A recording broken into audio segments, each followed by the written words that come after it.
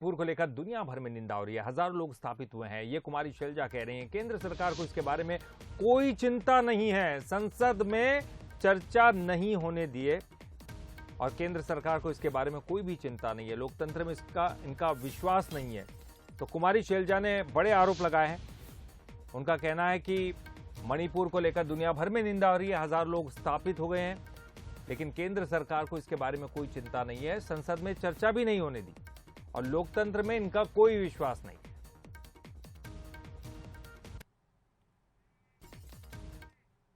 भारत सरकार, माननीय प्रधानमंत्री जी, गृह मंत्री जी, बल्कि ये जो एनडीए सरकार है बीजेपी के नेतृत्व में, ऐसा लग रहा है कि ये मणिपुर की स्थिति से अनभिज्ञ है। दुनिया भर में इसकी निंदा हो रही है, लेकिन केंद्र सरकार को ऐसा लगता है कि कोई चिंता ही नहीं है, वहाँ के बारे में इन्हें कुछ मालूम नहीं। संसद का सत्र शुरू हुआ तो उसमें डिस्कशन नहीं होने दी भारत सरकार।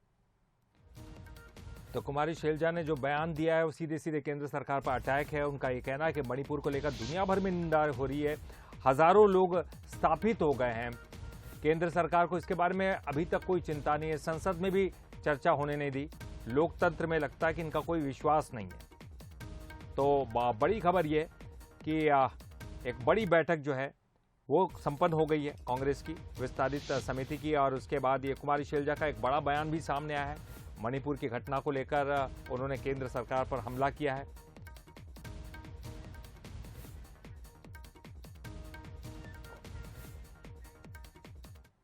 और इस पर छत्तीसगढ़ के स्टेट एडिटर आदित्य नामदेव जी का। आदित्य जी, एक बड़ी और महत्वपूर्ण बैठक थी, ये वो खत्म हो चुकी है, क्या क्या खास उसमें निर्णय लेंगे, और साथ ही साथ जिस तरह से कुमारी शैलजा ने सीधे सीधे केंद्र सरकार पर मणिपुर की घटना को लेकर आरोप लगाए, उसके बारे में बताएं।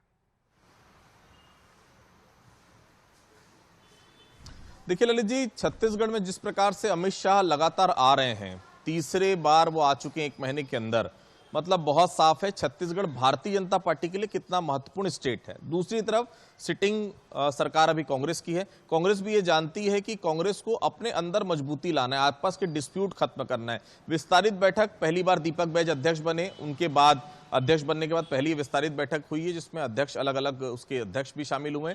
कुल मिलाकर देखिए 75 के आसपास का टारगेट दिया गया, 75 सीटों को जीतने का। वाइबल कितना है, कुछ जो नए विधायक हैं उनकी कुछ शिकायतें भी, उसको लेकर भी चर्चा हुई कि काम ऑन ग्राउंड जाए, पब्लिक के बीच में जाए। सरकार अगर इतनी सरकार के प्रति या मुख्यमंत्री के प्रति नाराजगी नहीं दिख रही, नाराजगी विधायकों के प्रति या विधायकों के प्रति नाराजगी तो क्यों है, क्यों उस नाराजगी को आप अगले 2 से ढाई महीने में दूर नहीं कर सकते, इसको डिटेल में चर्चा हुई है। चुनाव अभियान समिति का भी घोषणा कर दी गई है दीपक बैज, उसके बाद मणिपुर की घटना को लेकर निंदा प्रस्ताव भी पारित किया गया और साफ तौर पर कहा गया है सरकार संवेदनशील नहीं है, केंद्र सरकार बहुत देर से जागी है और जिस प्रकार से जागी अभी भी मणिपुर जल रहा है, लेकिन कोई उस पर बात करने के लिए तैयार नहीं है। अलग अलग विषयों पर बातचीत हुई है। निश्चित तौर पर आने वाले समय में जो भी विधायक हैं, जो सीनियर लीडर्स हैं, सब लगातार कैंप करेंगे, लगातार अलग अलग कॉन्स्टिट्यूंसी में जाएंगे।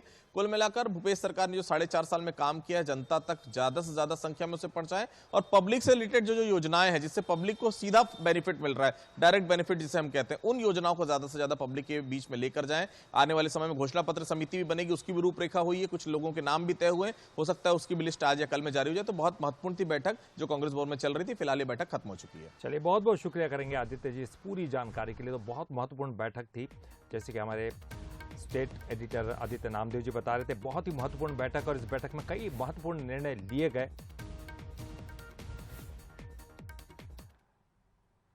केंद्रीय